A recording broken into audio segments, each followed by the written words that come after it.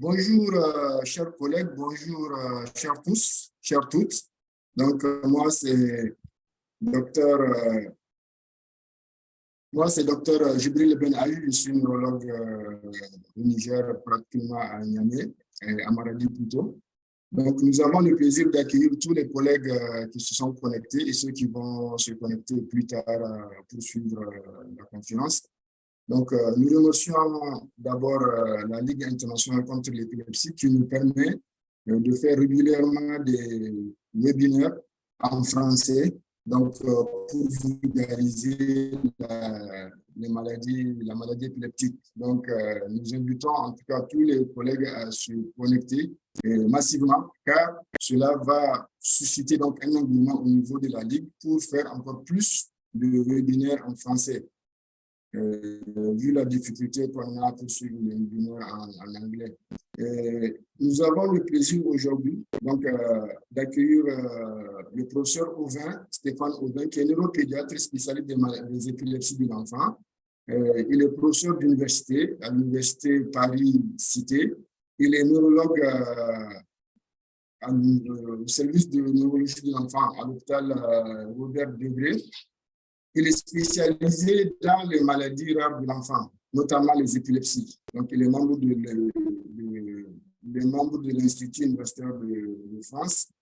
Et par ailleurs, il est actif au niveau de la Ligue internationale contre l'épilepsie. Il a été le président de la commission pédiatrique de 2021 à 2025.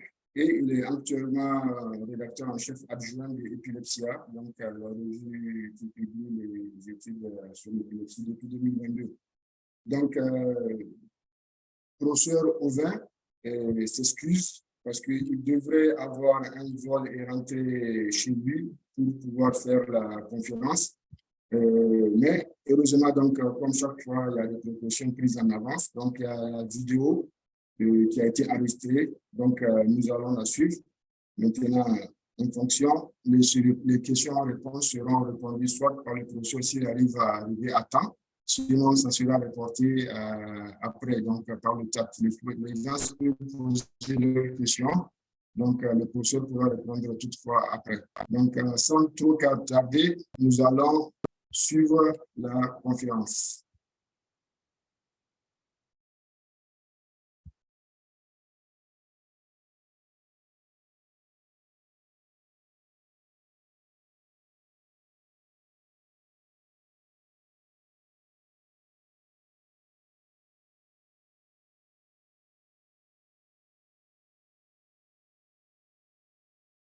Bonjour à tous, désolé de ne pas être en direct, quelques soucis d'organisation avec des vols à l'aéroport.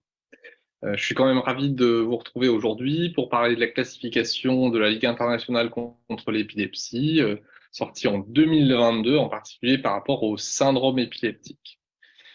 Aujourd'hui, on va discuter de pourquoi on a une nouvelle classification, quelle a été l'évolution des classifications de la Ligue internationale, comment s'est élaborée la classification 2022, et puis on essaiera de faire une présentation générale, et puis de dire 2-3 mots du futur assez brièvement. Alors pourquoi avoir une classification? Vous savez que en science, on peut essayer de classer les choses, et par exemple, si on prend l'exemple en zoologie, on peut classer d'une espèce avec des genres, des familles, des ordres, des classes, des phylums, des royaumes, et puis des grands domaines. Et finalement, avec des choses extrêmement précises, on peut réussir à différencier et avoir une classification parfaitement rationnelle et scientifique. C'est pas tellement le type de classification qu'on a pour nos syndromes. En fait, les classifications qu'on a pour nous, c'est des classifications qui sont assez pratiques sur le plan clinique, qui permettent, grâce à ces grandes entités électrocliniques, d'avoir des aspects diagnostiques, de savoir quelles sont les investigations paracliniques qu'on peut réaliser, mais aussi savoir quelles sont les comorbidités les plus fréquentes ou de celles qui sont quasi constantes pour certains syndromes, par exemple dans certaines encéphalopathies épileptiques ou encéphalopathies épileptiques et développementales. On sait que 100% des patients ont une comorbidité avec une atteinte cognitive. Ça nous donne aussi des indications sur le pronostic. et aussi sur quel type de traitement peut marcher, mais aussi sur quel type de traitement peut aggraver la situation dans certains syndromes. On peut prendre l'exemple de la carbamazépine dans les épilepsies absence de l'enfant ou de la lamotrigine qui, de façon très extrêmement fréquente, peut aggraver la situation chez les patients avec un syndrome de Dravet. Mais cette classification ou ces classifications, elles peuvent aussi servir pour la recherche, et on peut là encore prendre l'exemple du syndrome de Dravet, où alors qu'on en était très loin des progrès sur le plan génétique, là où on en était aujourd'hui, sur cette entité très homogène, une recherche d'un gène qui avait été retrouvé dans des familles GEF+, a montré qu'il s'agissait d'une grande majorité chez les patients des variants pathogènes de novo dans le gène SCN1 sous unité alpha, des canaux sodiques voltage dépendants. Et donc, sur le plan de la recherche, on vient de prendre l'exemple de la génétique, mais ça permet aussi d'avoir de la recherche pour des aspects anatomico-fonctionnels, et ça permet aussi également, avec des critères reconnaissant les syndromes, de l'inclure de façon homogène dans des essais cliniques, par exemple. Voilà tout l'intérêt de nos classifications et comment on peut les utiliser aujourd'hui, même si, à proprement parler, on ne peut pas dire que ce soit une classification scientifique. Alors, on va parler de la classification de la Ligue, comment elles ont évolué et comment on a élaboré celle de 2022. Alors, vous savez que la première classification était dans les années 60, avec que ce soit sur le plan des crises, mais aussi des syndromes. Puis, il y a la classification qui avait cours jusqu'à récemment, la classification 1989, où on répartissait en épilepsie focale. Dans ces épilepsies focales, ça pouvait être des épilepsies focales idiopathiques, symptomatiques ou cryptogéniques. Et on avait des épilepsies généralisées, qui pouvaient être épilepsies généralisées idiopathiques, ou des épilepsies généralisées qui étaient ou cryptogéniques ou symptomatiques, ou des épilepsies généralisées symptomatiques. On avait des épilepsies indéterminées et des syndromes spéciaux, dans lesquels, par exemple, étaient les crises fébriles et les crises néonatales. Cette classification, depuis déjà un certain nombre d'années, il y avait une préparation avec l'évolution, avec certaines limites pour certains concepts, les problématiques, par exemple, du mot idiopathique, est-ce qu'on le garde, est-ce qu'on le transforme en génétique, est-ce qu'on le reprend, et on va aborder ça aujourd'hui, de comment seront finalement fixer les choses avec cette classification 2022. Vous savez que en préambule de cette classification de 2022, on avait déjà eu des papiers qui étaient des papiers de position de la Ligue internationale par rapport à l'organisation des épilepsies. Et par exemple, vous connaissez bien ce papier d'Igrin Schaeffer de 2017 avec quel est le type de crise focale, type de crise généralisée, type de crise inconnue, soit parce qu'on ne sait pas bien l'identifier, soit parce qu'on l'a pas vu ou on n'a pas vu le départ. Les épilepsies, épilepsie focale, épilepsie généralisée, épilepsie et crise focale et crise généralisée, épilepsie avec des crises de type inconnu. Et puis, à l'idéal, on arrive au niveau des syndromes, et c'est ce dont on va parler aujourd'hui. Au-delà de ces trois niveaux d'avancée diagnostique, on a deux éléments transversaux, les comorbidités qu'il faut toujours considérer. Les épilepsies sont bien plus que simplement la répétition des crises. Et puis les étiologies, est-ce qu'on a une cause génétique, est-ce qu'on a une cause structurale, est-ce qu'on a une cause métabolique, est-ce qu'on a une cause immune, infectieuse ou de cause inconnue. Et encore une fois, ces catégories ne sont pas exclusives, c'est-à-dire on n'exclut pas, on n'appartient pas forcément à une seule catégorie. Par exemple, quand on a une sclérose tubéreuse de Bourneville, on est génétique et structurel.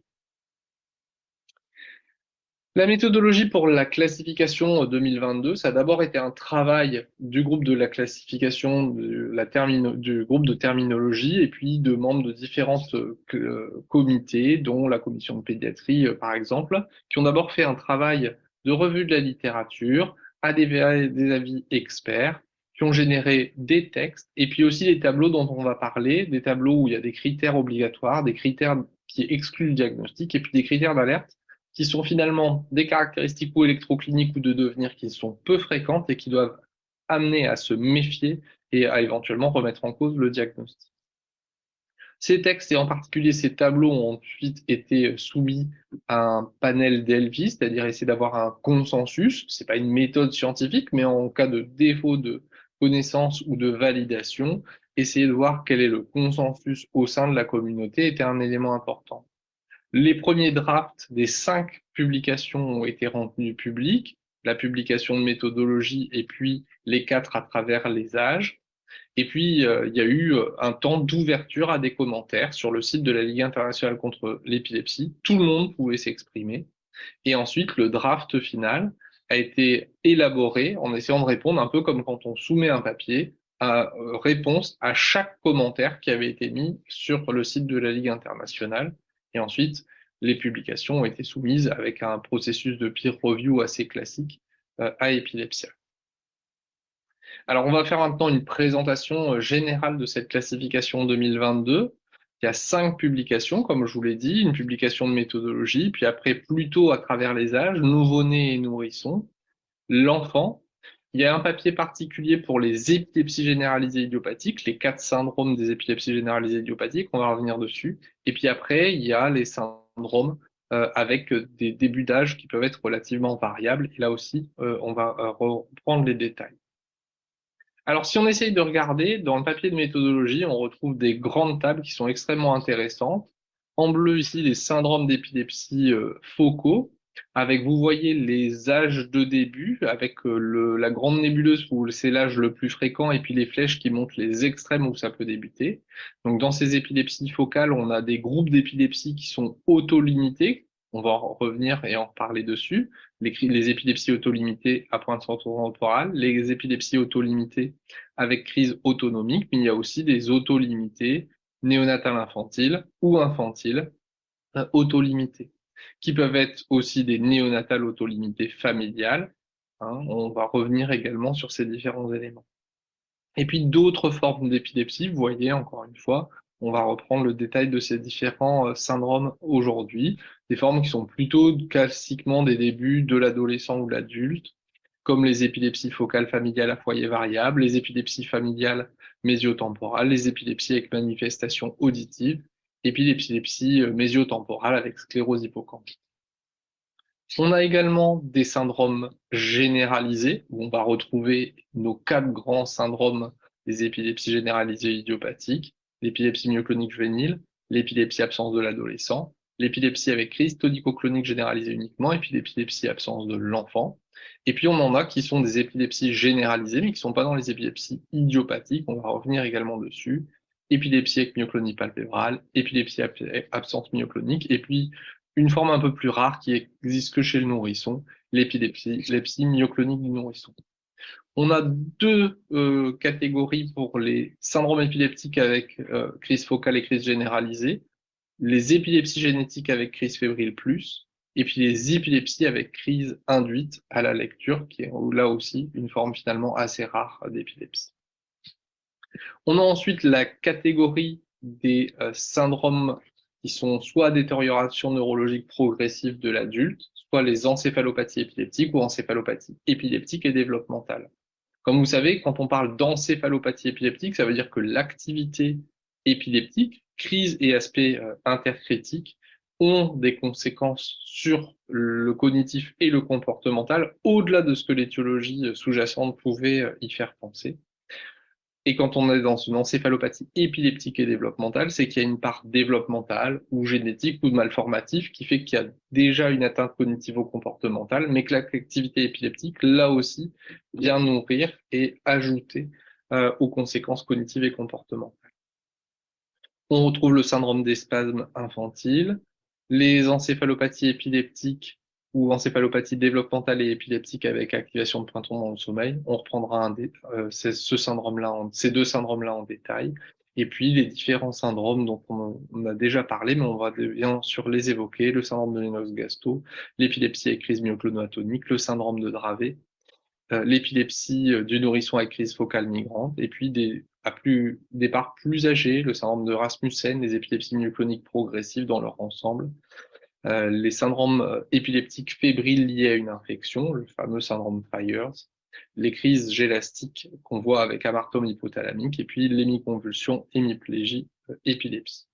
Vous voyez, quand on brosse finalement l'ensemble des syndromes qui sont cités dans cette classification 2022, il reste que très peu de noms propres, et là aussi ça a fait partie de la volonté du groupe de classification, qui était d'essayer de sortir un maximum des noms propres. Ça n'a pas été le cas pour le syndrome de Lennox-Gastaut, ni pour le syndrome de Dravet. Et un des éléments qui était aussi important, c'est que finalement, dans le titre de chaque syndrome, on ait les caractéristiques principales. Ce n'était pas possible pour le syndrome de Dravet, ça ne l'était pas possible pour le syndrome de Lennox-Gastaut, et c'est pour ça que ces noms ont été gardés. Pour chacun des syndromes, on va avoir des grands tableaux, comme vous le voyez ici, avec des critères obligatoires, des critères qui excluent, et puis des critères qui sont des critères d'alerte. Ces différents éléments vont nous aider dans le diagnostic. Au-delà de ces 3 colonnes, il y a également 2 niveaux. Est-ce qu'il y a des investigations qui sont indispensables au diagnostic? Comment peut évoluer le syndrome? Par exemple, un syndrome des spasmes infantiles qui peut évoluer vers un syndrome de Lennox-Gastaut, c'est évoqué. Et puis aussi, est-ce que, en particulier dans les pays à ressources limitées, est-ce qu'on peut confirmer ou non ces diagnostics et de quelle manière, éventuellement, sans accès à certaines investigations paracliniques? Prenons un exemple, je vous ai mis ici le syndrome des spasmes infantiles. Quels sont les critères? Critères obligatoires, avoir des spasmes épileptiques, le plus souvent dans le salle, comme vous le voyez ici dans cette vidéo, relativement typique. Les aspects interictaux qui sont une hypsarythmie ou des anomalies épileptiformes et multifocales ou focales, un âge de début obligatoire entre 1 et 24 mois, et puis un développement qui commence à ralentir après le début des spasmes, voire même qui est une régression, mais c'est surtout ce développement qui commence à se ralentir après les spasmes. Mais si vous avez un diagnostic très tôt, on peut ne pas encore avoir ces aspects-là. Pour trouver bien sûr l'hypsarythmie ici. Les symptômes qui excluent, si au cours de l'EEG, quand vous enregistrez votre salve de spasme, il n'y a pas d'anomalie épileptique, dans ce cas-là, vous excluez le diagnostic du syndrome des spasmes infantiles. Et puis les signes d'alerte, est-ce que on a un EEG qui est normal ou un pattern de suppression burst? Dans ce cas-là, il faut vraiment se méfier et s'interroger à 2 fois, est-ce qu'on est vraiment dans un syndrome des spasmes infantiles? Le début entre 1 et 2 mois, de la même façon. Comme vous le savez, c'est un syndrome de multiples étiologies. Je vous en ai illustré quelques-unes ici, avec bien entendu beaucoup d'anomalies structurales, mais aussi des anomalies génétiques ici, ou le syndrome des cardies dans ces 3 images ici en bas. Encore une fois, c'est une autre partie du diagnostic, le diagnostic étiologique. On continue par rapport à ces syndromes, et si on s'intéresse au syndrome à début néonatal ou chez le nourrisson, on a 3 grandes catégories dans cet âge. Les épilepsies auto-limitées, épilepsie néonatale auto-limitée. Dans le temps, on disait crise néonatale entre guillemets bénigne. Donc là, ce mot bénin, comme vous le savez, portait beaucoup à confusion parce que finalement, tout le monde n'a pas un pronostic au long terme et en particulier sur le plan du développement qui est parfait. Et, ce ne correspondait pas à la réalité. Et puis finalement, aucune épilepsie n'est si bénigne que ça dans l'impact que ça peut avoir à titre personnel, mais aussi dans l'entourage et familial. Donc, épilepsie néonatale autolimitée. On retrouve les épilepsies infantiles autolimitées, puis les épilepsies néonatales et infantiles autolimitées dans ces familles où il y a des débuts différents, période néonatale et période infantile. On retrouve les épilepsies génétiques avec crise fébrile plus. Comme vous savez, ces crises fébriles débutent souvent chez les nourrissons dans ces épilepsies génétiques avec crise fébrile plus. On peut retrouver des crises focales, on peut retrouver des crises généralisées, comme vous le savez. Épilepsie myoclonique du nourrisson, c'est un syndrome auto-limité. On va en reparler tout à l'heure dans la grande organisation des épilepsies généralisées. On a aussi des encéphalopathies développementales et épileptiques. Et c'est vrai que pour certains de ces syndromes, il est parfois difficile, ceux à début très précoce, de savoir quelle est la part développementale du fait que l'épilepsie commence parfois dès la naissance. On a les encéphalopathies développementales et épileptiques infantiles précoces, avec ou sans suppression burst, mais bien entendu des aspects EEG anormaux, l'épilepsie du nourrisson avec crise focale migrante, le syndrome des spasmes épileptiques du nourrisson, et puis le syndrome de Dravet.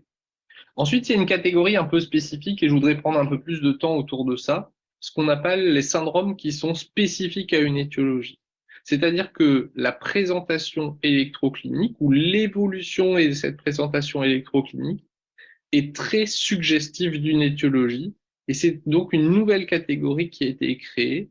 Elle n'est pas exclusive aux nouveau-nés et aux nourrissons, on va en reparler un petit peu après, mais il y en a un certain nombre à cet âge-là. On peut prendre deux exemples parmi l'ensemble de ces syndromes. On peut citer l'encéphalopathie développementale épileptique avec le gène KCNQ2. Vous savez que c'est des épilepsies qui sont à début néonatal avec différents types de crises, mais il y a souvent une composante tonique asymétrique chez ces patients, avec certains patients qui peuvent avoir un pattern G2 suppression burst, d'autres qui ont des patterns G très anormaux, mais qui ne sont pas forcément à suppression burst. On retrouve les encéphalopathies développementales épileptiques pyridoxinodépendantes ou pyridoxal phosphate dépendantes. On a aussi l'encéphalopathie développementale épileptique CDKL5. Les épilepsies PCDH19 avec crise en orage, le syndrome du déficient transporteur de glucose de type gluten, le syndrome de Sturge-Weber, et puis les crises gélastiques avec aortome hypothalamique, où quand même ces crises gélastiques sont quand même très particulières et majoritairement vues en cas d'aortome hypothalamique, avec un risque particulier dans la répétition des crises avec des patients qui ont des vrais tableaux d'encéphalopathie épileptique. C'est un peu une urgence diagnostique chez ces patients. Si on essaye de voir un peu ce qui est nouveau, et puis je vous ai présenté ici finalement dans le tableau les épilepsies et crises focales de l'enfant, les épilepsies et crises généralisées de l'enfant, les encéphalopathies épileptiques de l'enfant, quel est le nom aujourd'hui et puis quels étaient les noms avant. On va revenir sur l'ensemble de ces syndromes dans les présentations suivantes, mais vous retrouvez ce tableau global dans les papiers de la classification. Quand on essaie de s'intéresser aux épilepsies focales auto-limitées de l'enfant, il y a deux grands groupes, le groupe 1 et le groupe 2. Dans le groupe 1, c'est plutôt des patients dont le devenir est extrêmement bon sur le plan de l'épilepsie. Normalement, ils vont tous guérir de l'épilepsie. Dans le groupe 2, c'est un peu moins évident. Il y a certains qui gardent des crises au cours du temps et qui sont plus difficiles aussi à contrôler quand on décide de mettre en place un traitement. Ces épilepsies focales autolimitées, elles sont dépendantes, il y a différents syndromes, et ça va être différent en fonction de l'âge des syndromes. Ils ont une cognition, un examen neurologique qui sont normales. La rémission est en général à la puberté, en particulier pour le groupe 1, moins évident pour le groupe 2. La sémiologie est classique des crises et va nous permettre de classifier les choses en 4 grands syndromes. Les épilepsies auto-limitées avec crise autonomique, donc ces fameuses crises autonomiques très végétatives, des vomissements, des malaises, une grande pâleur, une diarrhée. C'était avant le syndrome de Panayotopoulos. Et on parle maintenant d'épilepsie auto-limitée avec crise autonome. On a son pendant, un peu plus vieux, et parfois ça passe de l'un à l'autre, en l'occurrence, les épilepsies auto-limitées avec pointe centrotemporale. Là aussi, c'est une épilepsie qu'on connaît très bien, syndrome épileptique le plus fréquent de l'enfant. Dans le groupe 2, on a les épilepsies occipitales de l'enfant, et puis les épilepsies occipitales photosensibles. Les épilepsies occipitales de l'enfant, c'est anciennement le fameux syndrome de Gastaut qu'on retrouve ici, avec les fameuses pointes occipitales et puis avec l'ouverture et la fermeture des yeux qui fait disparaître ces points. Dans les épilepsies auto-limitées, on sait qu'on a dans ces épilepsies avec pointe centrotemporale, les épilepsies auto-limitées avec crise autonomique, mais aussi pour certaines épilepsies focales, on peut avoir une évolution où il y a un certain continuum avec les encéphalopathies épileptiques et développementales avec activation de pointes ondes pendant le sommeil. Les fameux syndromes encéphalopathie épileptique avec pointes ondes continue sans sommeil, syndrome de Landau-Kleffner, épilepsie focale atypique bénigne de l'enfant, finalement sont regroupés dans cette grande entité, ce grand spectrum que sont les encéphalopathies épileptiques ou encéphalopathies épileptiques et développementales, avec activation de pointes ondes dans le sommeil. On va en voir les critères, mais c'est vrai qu'on peut passer à l'intérieur de ce spectrum, finalement avoir une certaine évolution. Mais le grand syndrome aujourd'hui, c'est cette encéphalopathie épileptique avec activation de pointes ondes pendant le sommeil. Quels sont les critères? Ce qui est obligatoire et ce qui est vraiment au centre du diagnostic, et vous n'avez pas de diagnostic sans ce critère obligatoire, c'est la régression ou le plateau sur le plan cognitif, sur le plan comportemental ou sur le plan moteur en relation avec l'apparition cette activation marquée de pointes ondes pendant le sommeil. Il existe des pointes ondes lentes, 1,5, 2 Hz, qui sont en particulier activés de façon nette dans le sommeil. On a une rémission de ce pattern de point onde au cours de l'adolescence, avec un EG qui peut s'approcher de la normale. En fonction de l'évolution et du traitement, on pourra avoir ou non des séquelles cognitives. Ce qui exclut le diagnostic, un âge avant 1 an, un âge après 12 ans, avoir des spasmes épileptiques exclut les choses. Il faut se méfier du diagnostic si vous avez des crises toniques durant le sommeil. Et là, il faut peut-être se poser la question d'un syndrome de Lennox-Gastaut. De la même façon, si vous avez des rythmes rapides dans le sommeil, considérez un syndrome de Lennox-Gastaut. Si vous avez des points d'onde lentes inférieurs à 2,1 Hz qui sont présents autant dans la veille que dans le sommeil, là aussi, se méfier d'un syndrome de Lennox-Gastaut. Et si ça débute entre 1 et 2 ans, là aussi, c'est un syndrome d'alerte. L'IRM n'est pas nécessaire au diagnostic, mais elle est indispensable pour l'étiologie. Et de la même façon, pour le coup, l'enregistrement de sommeil est ici obligatoire. Il n'y a plus de pourcentage. Je ne dis pas que les pourcentages ne servent pas. Ça peut nous aider éventuellement à développer des outils, des biomarqueurs. Mais en tout cas, pour faire un diagnostic ici, il faut qu'il y ait une augmentation marquée des points d'onde entre la veille et le sommeil. Il n'y a plus de pourcentage de points d'onde qui rentre dans la définition. Passons maintenant aux épilepsies généralisées. Il y a eu beaucoup de discussions au cours des dernières années, des différents travaux des commissions de classification et de terminologie pour essayer de séparer les choses. On avait proposé le fait que ce soit des épilepsies généralisées génétiques, puis le mot idiopathique est revenu. Finalement, comment sont les choses? Les épilepsies généralisées génétiques sont un grand groupe dans lequel vous retrouvez l'ensemble des syndromes qui sont ici. Les épilepsies généralisées idiopathiques sont une sous-partie des épilepsies généralisées génétiques, dans lequel il y a ces 4 syndromes dont on a déjà parlé: épilepsie absence de l'enfant, épilepsie absence de l'adolescent, épilepsie myoclonique juvénile, et puis les épilepsies avec crise généralisée tonico-clonique uniquement. On a ensuite d'autres épilepsies généralisées génétiques, avec certaines qui sont des encéphalopathies épileptiques ou des encéphalopathies développementales épileptiques, comme l'épilepsie avec crise myoclonoatonie, les épilepsies avec myoclonie palpébrale, les épilepsies avec absence myoclonique, et puis on est plutôt dans le développemental et proche de l'épilepsie généralisée idiopathique avec l'épilepsie myoclonique du nourrisson. Donc on a 4 syndromes épilepsie généralisée idiopathique qui appartiennent à un grand groupe d'épilepsie généralisée génétique qui sont ici. Quand on essaye de regarder un petit peu pour les syndromes à début variable, alors bien sûr, on retrouve dans nos syndromes d'épilepsie généralisée nos 4 syndromes, les 3 syndromes à début adolescent des épilepsies généralisées idiopathiques. On a aussi des syndromes avec crise focale, les autolimités, comme l'épilepsie occipitale de l'enfant et l'épilepsie occipitale photosensible. On a les épilepsies familiales mésio-temporales et puis les épilepsies avec manifestation auditive. Et puis on a certaines qui sont finalement entre le syndrome d'épilepsie focale et ceux qui sont en fonction de la présentation, parfois avec un vrai tableau d'encéphalopathie épileptique ou encéphalopathie développementale et épileptique ou de détérioration neurologique. On a bien entendu à l'intérieur de cela les patients qui ont une épilepsie mésio-temporale avec sclérose hippocampique, les épilepsies avec crise hypermotrice, hyperkinétique, les épilepsies à foyer variable familiales. À l'intérieur de cette encéphalopathie épileptique, on a bien entendu le syndrome de Rasmussen et le syndrome Byers, ou syndrome épileptique fébrile lié à une infection. On a l'ensemble des épilepsies myocloniques progressives ici.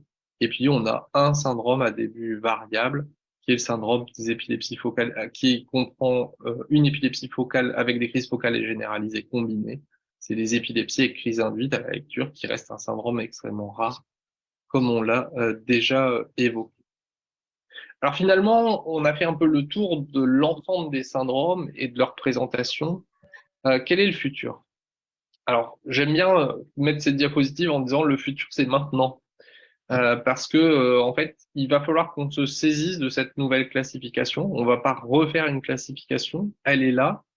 Il y aura probablement des évolutions. On va essayer de mieux expliquer ce que sont que les syndromes d'étiologie spécifique et peut-être qu'il y en aura d'autres qui seront mieux décrits, mais avec le progrès des connaissances, là aussi, on viendra valider ou potentiellement préparer le terrain pour un amendement dans le futur de nos syndromes. Et puis peut-être que les progrès des connaissances, d'imagerie avancée, de neurophysiologie avancée, pourquoi pas de génétique, d'immunologie, de métabolisme, nous permettra d'approcher un peu plus une classification scientifique que la classification qu'on a, qui est une classification électroclinique extrêmement pratique pour le diagnostic, pour les choix des traitements, pour le pronostic, pour le dépistage des comorbidités, mais qui n'est pas une organisation scientifique à ce jour.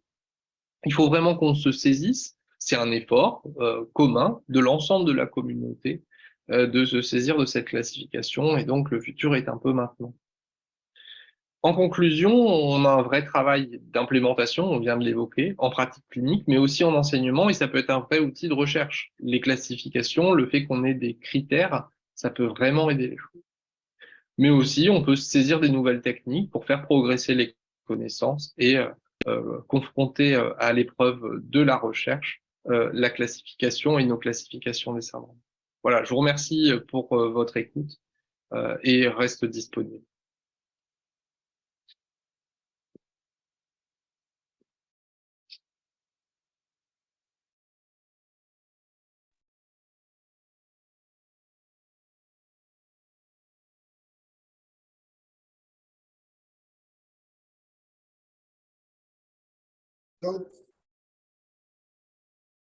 Donc, nous remercions le professeur Aubin qui a malheureusement des soucis de vol, donc qui ne pourra pas assister à la partie questions-réponses.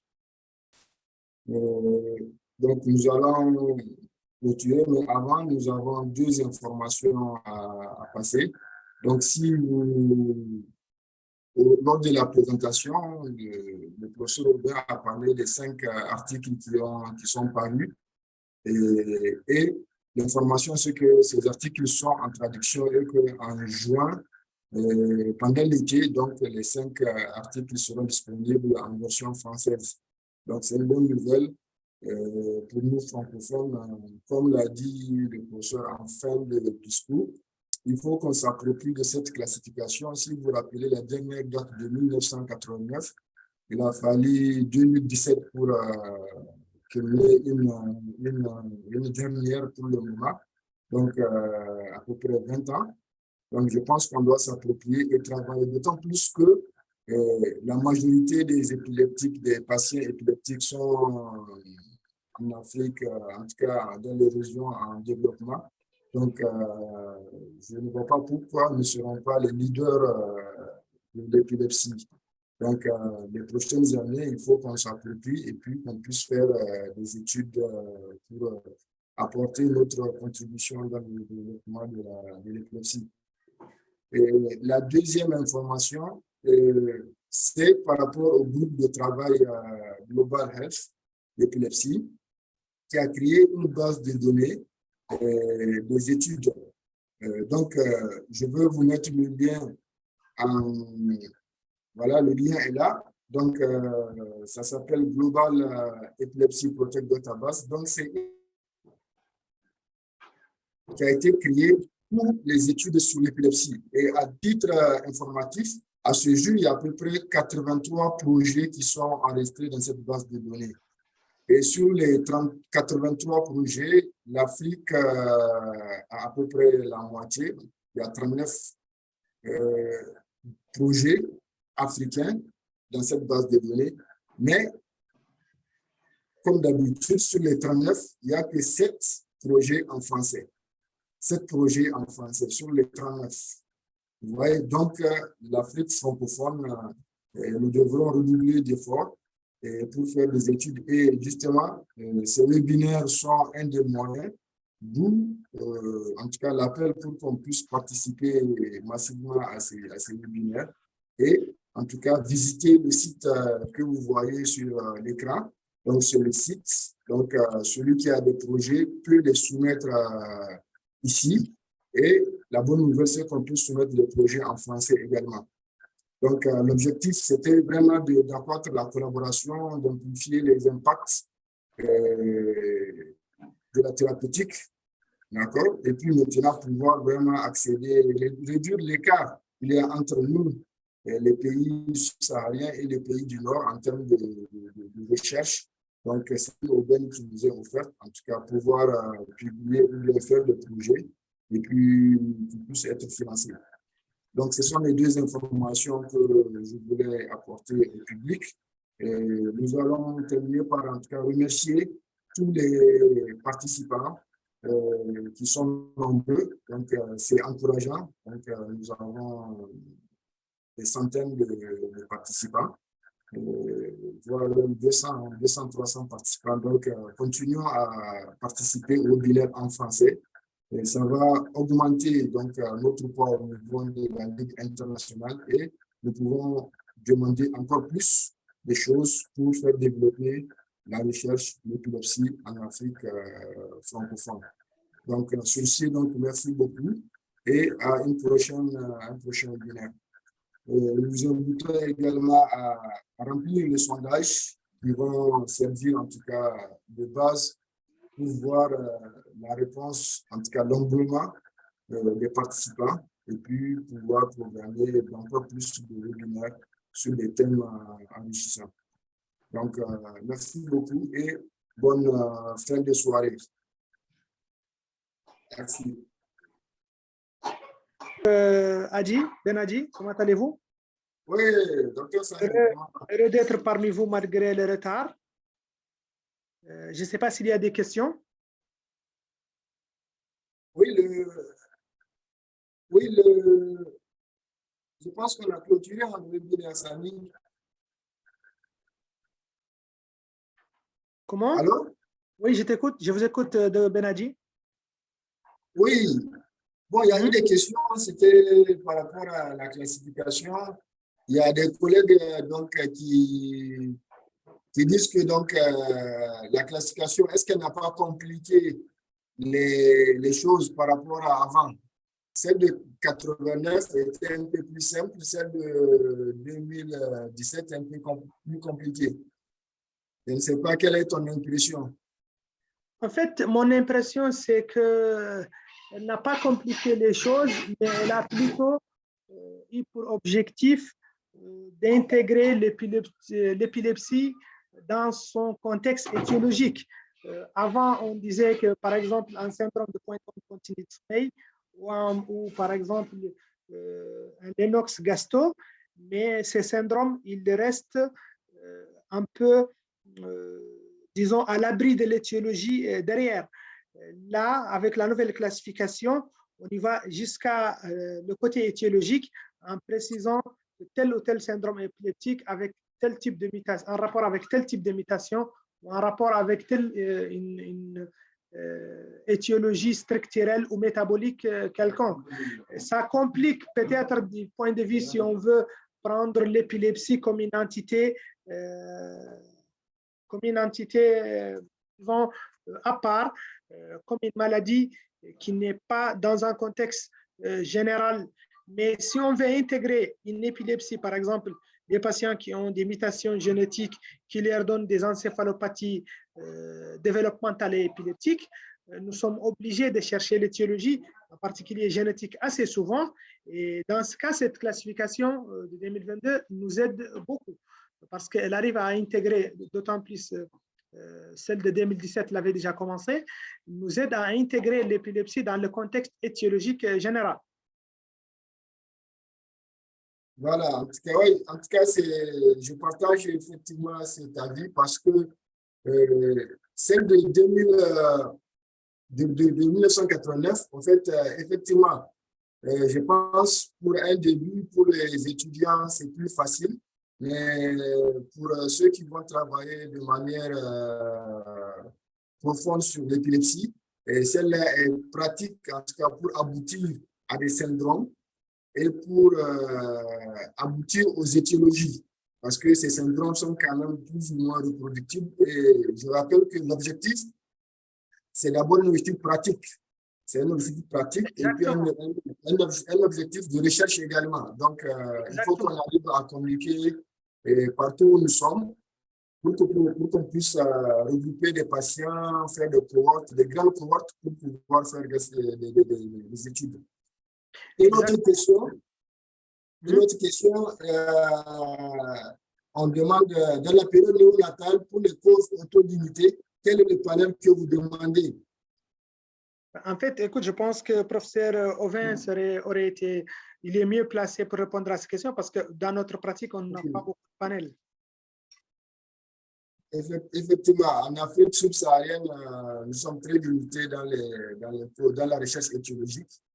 Donc, le professeur s'est excusé parce qu'il devrait être là, mais il y a un décalage pour son vol. Une autre question, donc, c'est l'encéphalopathie POX, vu qu'il y a plus de pourcentage et ce que la persistance des splendes remet en cause le diagnostic électrique. Donc, elle parle de POX, vu que, parce qu'avant, on parlait de pourcentage pour le POX. Et maintenant, avec la nouvelle classification, il n'y a plus de pourcentage. En fait, je pense que la définition est claire. Pour les POX, ce n'est pas seulement les anomalies épileptiques pointe honte continue du sommeil. Il y a quand même la régression psychomotrice et la possibilité de crise. Et du coup, on a vu tous dans nos expériences des patients qui avaient des foyers lésionnels qui vont s'activer à un certain moment donné et faire un POX ou un hémipox. Et du coup, parfois, ça fait une évolution d'une épilepsie focale ou d'une épilepsie généralisée. Et l'EPCT, par exemple, l'ancienne EPCT ou actuellement l'autolimité, est un exemple patent. On a tous des patients qui initialement faisaient leurs épilepsies à pointe centrotemporale avec quelques crises pas très fréquentes et qu'on voit se dégrader sur le plan cognitif avec un déclin scolaire. Et c'est à l'occasion d'un EEG de contrôle, un EEG vidéo, souvent du sommeil, qu'on voit ces anomalies biphasiques, centrotemporales fonctionnelles s'activer et réaliser un syndrome de pointe honte continue du sommeil. Et après gestion de cette encéphalopathie avec le traitement, on voit quand même la disparition des POX, mais on a la persistance de quelques pointes qui persistent. Et du coup, je pense que je répondrai que la persistance de ces anomalies n'est pas contre le diagnostic initial. Parce que le POX, il peut constituer une modalité évolutive d'une épilepsie antérieurement moins sévère.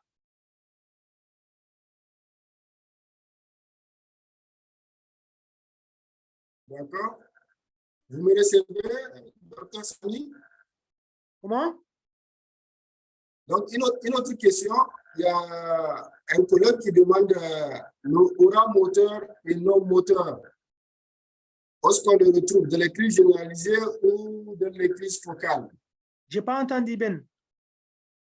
L'aura moteur et aura non moteur. Les auras non motrices, oui. Voilà, est-ce qu'on les trouve dans l'écrise généralisée ou même dans l'écrise focale? Les auras non motrices, est-ce qu'on les trouve? Je ne vois pas la question. Dans l'écrise généralisée, uniquement ou bien même dans l'écrise focale? On peut les avoir dans l'écrise focale. Les patients qui commencent, par exemple, disons, la description antérieure classique des crises de Dravet jacksonienne. Vous pouvez avoir un patient qui débute une petite aura motrice avant une généralisation secondaire. C'est plutôt dans les crises focales, au lieu de les avoir plutôt que dans les crises généralisées. Oui. Et quelqu'un qui demande également la confusion post-critique, est-ce qu'on la trouve dans la crise généralisée ou dans la crise focale? On en a plus souvent dans les crises généralisées, c'est la règle. Assez souvent, mais quand il y a quelques types de crises focales qui peuvent s'accompagner d'une confusion post-critique, en particulier les crises temporales le plus, où nous avons une diffusion de la décharge électrique qui va occuper une bonne partie du lobe temporal et qui peut donner une confusion post-critique assez marquée. Et ça aussi dépendra non seulement de l'étendue du foyer épileptogène, ou plutôt de la diffusion des anomalies épileptogènes, mais aussi de la durée de la décharge électrique. Les décharges électriques localisées, par exemple, en mésio-temporale, peuvent donner des crises qui sont assez brèves, sans pour autant avoir une confusion très marquée à la fin. Par contre, si vous avez, dans le cadre où vous avez des épilepsies temporales plus, vous avez un foyer qui débute en mésio-temporal ou en temporal latéral, mais qui gagne une bonne partie du lobe temporal, vous pouvez avoir des crises focales. Pareil pour les crises frontales qui vont bilatéraliser, réaliser des crises d'absence light ou absence atypique. Si elles sont prolongées dans le temps, elles peuvent réaliser une sorte de confusion post-critique. Voilà.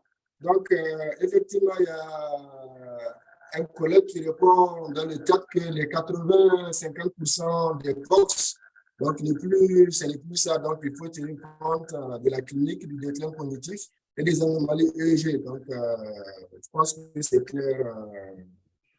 Oui, en fait, avant, il y avait, depuis Tassinari de 1975, il y avait ce pourcentage de 80% qui gênait beaucoup de praticiens qui disaient est-ce que je dois attendre pour avoir 80% de mon tracé qui est occupé par les points ondes généralisés? Et on a tous y à traiter des patients pour un POX sans pour autant que les 80% soient mis en évidence. On ne peut pas attendre d'avoir 80% alors que nous avons un enfant qui est en train de développer des anomalies cognitives, un déclin cognitif. Et du coup, les 50%, c'est vraiment plus pratique. Voilà. En sachant qu'il y a quelques pathologies où nous avons des anomalies très, très fréquentes avec des pointes ondes, je ne dirais pas généralisées, mais des pointes ondes assez marquées, parfois qui réalisent des hémipox. Et si on n'a pas, et aussi bien à la veille qu'au sommeil, s'il n'y a pas les autres critères du syndrome, il ne faut pas les retenir uniquement sur la base des anomalies EEG. C'est un syndrome électroclinique. Effectivement. Donc, merci beaucoup, Dr. Sani. Nous remercions également tous les collègues qui ont répondu présents. Et je rappelle encore, donc, ces webinaires en français vraiment sont la bienvenue. Et ce qui va encourager la Ligue internationale à en tout cas continuer, c'est vraiment notre participation. Et les sondages, n'oubliez pas les sondages qu'il faut répondre, parce que ce sont des papiers avec lesquels les gens se font des plaidoyers pour que les webinaires en français puissent continuer. Et la deuxième chose, comme je l'ai dit, c'est vraiment la traduction des 5 articles qui sont en vogue actuellement, en tout cas dans l'épilepsie, en français. Ça sera en été. Donc, j'invite tout le monde vraiment à ce qu'on s'approprie ces papiers et qu'on puisse vraiment vulgariser cette nouvelle classification qui est, je pense, simple, hein, parce que c'est 3 niveaux. C'est la crise, c'est les types de crise, les types d'épilepsie et les syndromes épileptiques avec les comorbidités et puis les étiologies. Donc, je pense que la Ligue côté africain va passer donc à vulgariser pour que ça soit plus accessible à tout le monde. Voilà. Donc, et je rappelle aussi donc, les databases sur les projets que vous pouvez soumettre donc, pour être financés et pour que la recherche, en tout cas, puisse augmenter en Afrique francophone, en Afrique générale et en francophone particulier. Donc, merci beaucoup à tous les collègues et ça sera une prochaine fois. Merci beaucoup, Dr. Sani. Merci beaucoup, Dr. Benadi. Je remercie la Ligue, merci Jessica Nsikes de nous avoir conviés à ce webinaire qui, certes, est utile et il traite une question, je pense, qui est d'actualité et qui interpelle chacun d'entre nous dans sa pratique quotidienne. Je vous remercie.